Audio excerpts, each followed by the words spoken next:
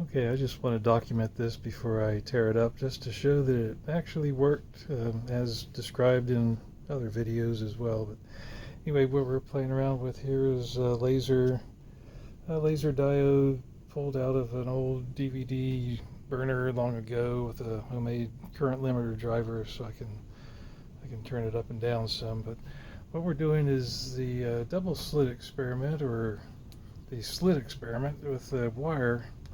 This is a wire that measures about 0.33 millimeters in width, and I have the laser pointed at that just to see what that looks like.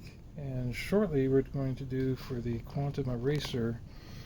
I have the same size wire off the same spool with this polarized film attached to either side to label which side that you're on is the claim. So you have little marks there for the polarization. With just the wire, no polarization.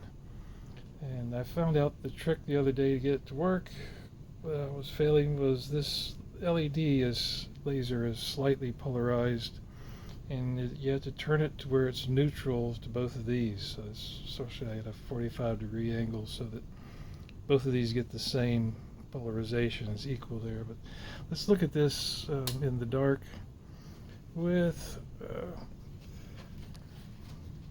at the pattern we get here. This is the interference pattern, and if you do the math, they come out. So just here, I measure 11.2 millimeters for 4 lobes, about 0.28. If you use 670 nanometers for the wavelength of light, it's 1.72 meters, 68 inches from the target to the screen.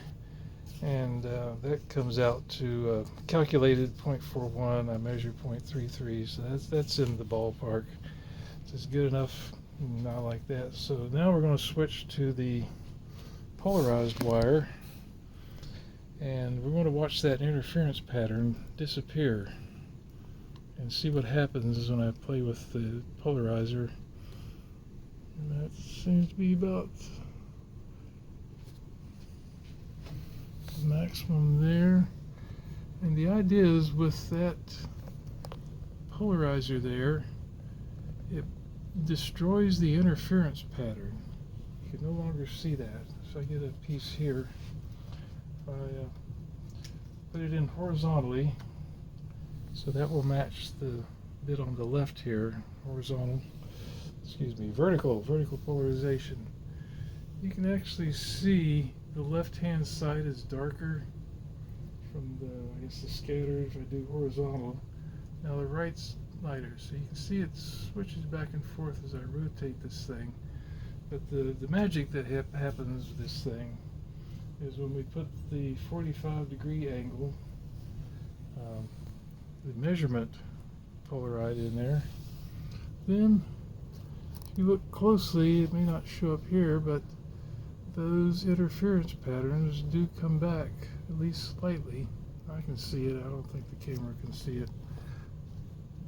But anyway, that's the whole idea. We put that in there, and it restores the interference pattern. It erases the quantum marking and blah blah blah. To me, it actually looks a lot like the easy experiment where you have two crossed polarized films like this. If you put one at 45-degree angle in between, that collapsing, I can't do it single-handed, but that collapsing of the polarized lets light through again. Here it is, briefly. So you can see where these guys are crossed,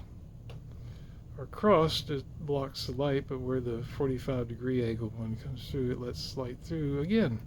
Seems very similar to that, but anyway, that's this laser.